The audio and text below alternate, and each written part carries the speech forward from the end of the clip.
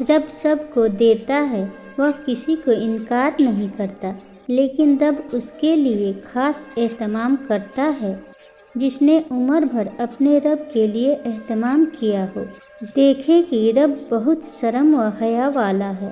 جس بندے نے ساری عمر کسی کی مدد کرنے سے انکار نہیں کیا، رب اسے کیسے انکار کرے گا؟ جس نے اللہ کی محبت کے لیے بندوں سے محبت کی، ان کے لیے آسانیاں پیدا کی، اور رب اس بندے کے کھلے ہوئے ہاتھوں کو اپنی محبت سے بھر دے گا جو شاکرین میں سے ہو۔ اور پھر ایسا بندہ اپنی ضرورت اپنے رب کو بتائے تو رب کہے کہ ایسا صابر و شاکر بندہ ہاتھ پھیلا کر بیٹھا ہے، اس کے ہاتھ گرنے سے پہلے اسے قبولیت سے نواز دیا جائے کہ دعا ایک عبادت ہے اور اس کا وجہ ہماری بندگی ہے۔ اپنی بندگی میں کمال کو پہنچ جائیں اور دعاؤں کی قبولیت کے معجزات دیکھیے۔ کچھ دروازے، کچھ راہیں جب وہ ہم اور بند کر دیتا ہے تو ہمیں ایسا لگتا ہے جیسے وہ ہمیں سزا دے رہا ہے، ہماری دعائیں نہیں سن رہا، جو ہمیں چاہیے وہ نہیں سمجھ رہا۔ جبکہ کچھ راستے ہماری ہی بہتری کے لیے بند کیے جاتے ہیں، کیونکہ آگے جا کر ہمیں ان سے زیادہ تکلیف ملتی ہے۔ یہ سزا نہیں ہے، بلکہ یہ تو اللہ کی محبت ہے، اس کی حفاظت ہے، کیونکہ وہ ہمیں مسلسل تکلیف میں نہیں دیکھ سکتا۔ ہمارے فیصلے ہماری چاہت کے مطابق ہوتے ہیں، جبکہ اللہ کے فیصلے ہماری بہتری اور ضرورت کے مطابق ہوتے ہیں۔ لیکن ہم یہ بات اکثر بھول جاتے ہیں، وہ سنتا بھی ہے یا جانتا بھی ہے، دیتا بھی ہے، ہر بات کا علم ہے۔ اللہ کو انسان تو بس ایک کچا منصوبہ ساز ہے۔ جس گھڑی میں نصیب سنورتے ہیں، کچھ لوگ تکیے پر سر رکھ کے سو رہے ہوتے ہیں اور کچھ لوگ مصلے پر سر رکھ کے رو رہے ہوتے ہیں۔ سونے والے خوبصورت خواب دیکھتے ہیں اور رونے والے خوبصورت تعبیر پاتے ہیں۔ آپ کا مستقبل آپ کا منتظر ہے، ممکن ہو تو اسے رات کے پچھلے پہر میں پا لیجیے۔ آپ کو کسی نے کہا کہ اللہ ہماری باتوں کا جواب نہیں دیتا، کس نے کہا کہ وہ ہماری طرف متوجہ نہیں ہوتا، وہ ہماری دعاؤں کو قبول نہیں کرتا، وہ تو پاک ذات ہے، اس نے وعدہ کیا ہوا ہے کہ تمہیں دے گا، تم مانگ کر تو دیکھو۔ وہ آسمانوں کا نور ہے جو راتوں کے پچھلے پہر 7ویں آسمان تک آتا ہے اور کہتا ہے، کوئی ہے مجھ سے مانگنے والا جسے میں عطا کروں، کوئی ہے مجھ سے محبت کرنے والا تاکہ میں بھی اس سے محبت کروں، کوئی ہے جو غم میں مبتلا ہے، میں اس کے غم مٹا دوں۔ اللہ پاک آپ کے دل کی مراد کو پورا فرمائے۔ دنیا تمہارے بارے میں کیا بولتی ہے، دنیا تمہیں کس نظر سے دیکھتی ہے، اس کی پرواہ کرنا چھوڑ دو، ان کی باتوں پر صبر کرو اور بس اپنے رب کو راضی رکھو۔ دنیا بولتی رہے گی اور بولتے بولتے یہ دنیا ہی فنا ہو جائے گی، اور پھر اللہ ہی ہے جس کو ہم جواب دہ ہوں گے۔ اس لیے اس وقتی زندگی کے چکر میں ٹکے ٹکے کے لوگوں کی باتیں دل پر لے کر خود کو خوار مت کرو، بس اللہ سے یاری لگاؤ، پھر دیکھنا اللہ تمہاری کس طرح لاج رکھتا ہے۔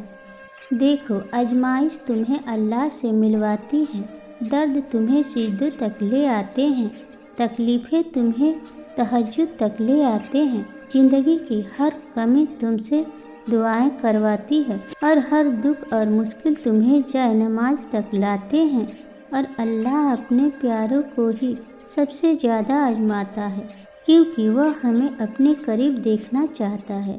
تو اس لیے اللہ ہے، قریب ہو جاؤ۔ شاید ہی ایسا کوئی دل ہو جو تکلیف میں نہ ہو یا تکلیف نہ سہ چکا ہو۔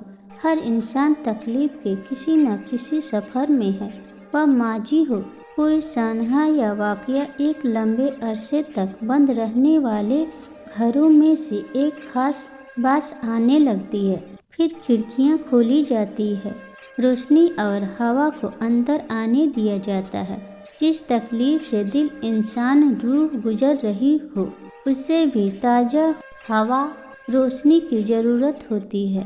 اب طے یہ کرنا ہے کہ ان کی روشنی اور خوشبو کیا ہے۔ بھول جانا، صبر کرنا اور گزر کا رویہ اپنا لینا، جانے دینا اور زندگی کو نئے سرے سے اپنا لینا۔ دل سے اللہ کا ہر فیصلہ تسلیم کرنا ہے۔ اللہ کا ہر فیصلہ خیر اور حکمت سے بھرا ہوا ہوتا ہے۔ ہم نے اللہ کی رضا، خوشنودی حاصل کرنے کے لیے دل کی خوشی سے اللہ کے ہر فیصلے پر راضی رہنا ہے۔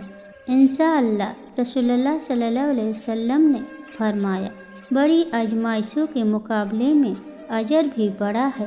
یقیناً اللہ تعالیٰ جب کسی قوم کو پسند کرتا ہے تو اسے کسی مصیبت میں مبتلا کر دیتا ہے۔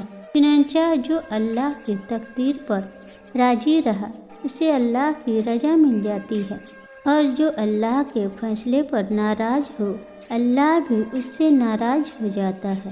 لوگ کہتے ہیں ہم 5 وقت کی نماز پڑھتے ہیں، پھر بھی ہماری زندگی میں اتنی پریشانیاں اور مشکلات ہیں۔ پتہ ہے کیوں؟ کیونکہ انسان سمجھتا ہے کہ اب اس نے دین میں قدم رکھ لیا ہے تو اب اسے مشکلوں کا سامنا نہیں کرنا پڑے گا، اب آزمائش نہیں آئے گی، اب سب میری مرضی کے مطابق ہوگا۔ لیکن پتہ ہے جب انسان دین پر قدم رکھ لیتا ہے، جو بندہ سب چھوڑ کر اللہ کے راستے پر چل پڑتا ہے، جو بندہ دین کو سیکھنے کے لیے کوشش کرتا ہے، اپنے نفس پر قابو پانے کی پوری کوشش کرتا ہے، تو اسے مزید آزمایا جاتا ہے۔ یہ اس کے یقین کی آزمائش ہوتی ہے کہ اسے اپنے اللہ پر کتنا یقین ہے۔ ہر صبر کی ایک کہانی ہے اور ہر دعا کی ایک منزل بھی۔ یہ نہ سوچنا کہ تمہارا یہ صبر بغیر پھل کے ہی رہ جائے گا۔ کبھی یہ گمان کرنا کہ تمہاری دعائیں ضائع ہو جائے گی۔ یاد رکھو، جس رب سے تم نے امید لگا رکھی ہے نا، وہ تو 7 آسمانوں اور اس کائنات کا مالک ہے۔ تو جس رب نے تمہارے واسطے یہ تقدیر لکھی ہے، وہی تمہارے حالات کو بدل دینے پر بھی قادر ہے۔ بس تم اپنے رب کی رحمت سے بھی نا امید نہ ہونا۔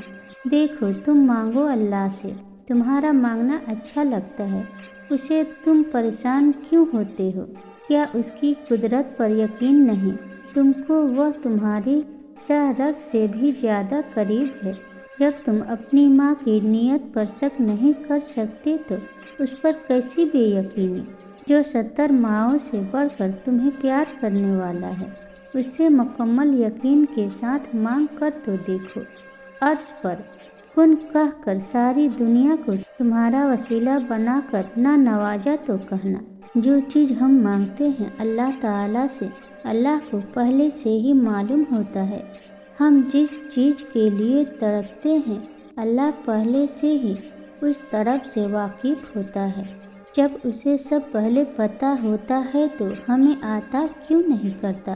کیونکہ اس کے لیے ہی تو اللہ نے دعا بنائی اور دعا مانگنے کے لیے ہمیں بنایا، تاکہ ہم اس سے مانگیں، اس سے بات کریں، اس سے بلاتے رہیں، اس سے دور نہ ہو جائے، اس کے قریب رہیں تاکہ وہ ہمارے قریب ہو جائے۔